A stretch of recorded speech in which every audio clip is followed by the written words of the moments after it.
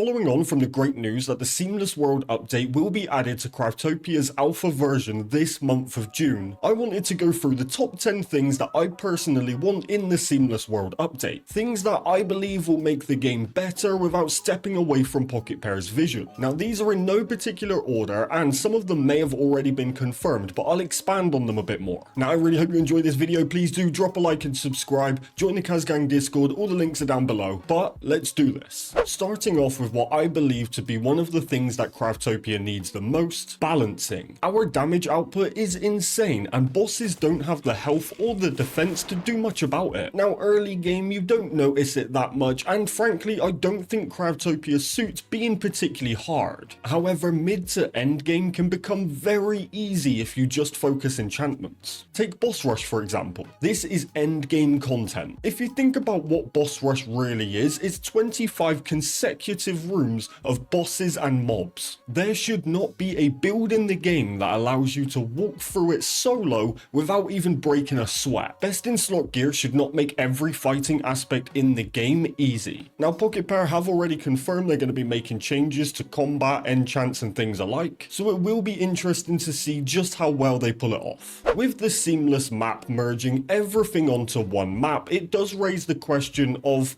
well, how? And that's why next we have optimization. The world of Craftopia is full of mobs, bosses, automations, and even mega mansions. Now many of us opt for an empty island for two reasons. It's nice and flat, allowing you to build whatever your heart desires, and the most common reason, it just runs better. Well of course, right? There's nothing there. So because of this, we tend to have various empty islands with different automations that we travel to depending on the resource we want to stack. And yet despite a dedicated island for a farm, you can still encounter some lag, especially those running on console. But what happens when our base and all of our automations get moved onto one map that already has mobs and bosses and the whole world? Now I know we don't need to have every item automated, mega mansions and breeding setups, but come on, I'm just saying I want the optimization done right, and for all platforms to have as many settings as they can, and for lower gen to not be stuck at 12 FPS. Which brings me straight onto my next point: automations. Now I can't imagine Pocket Pair is planning for us to fully automate a seamless map. We don't need everything automated at all times, so I think we would benefit from some control over our automations. This comes after working closely with my mod Smeg, who is a console user. I said that like he's got a problem, but what I mean is throughout our time of playing Craftopia, Smeg has come up with some very clever designs or adjusted my guides so that they suit console and its item floor limit. This is of course going to become a problem when everything is on one map. So if the item floor limit is staying, which I assume it is because it's now going to be a bigger map, so if they needed it on the smaller maps, they most definitely do now. So I think we need some extra assistance with our automation so we don't have to keep taking them down. Things such as on and off switches. Maybe something along the lines of train carts or tubes so that we can transport items similar to the conveyor belts but without it being floor loot. Or perhaps droppers we can adjust the drop rate. Either way, I think we need things in place for all platforms to be able to benefit from having everything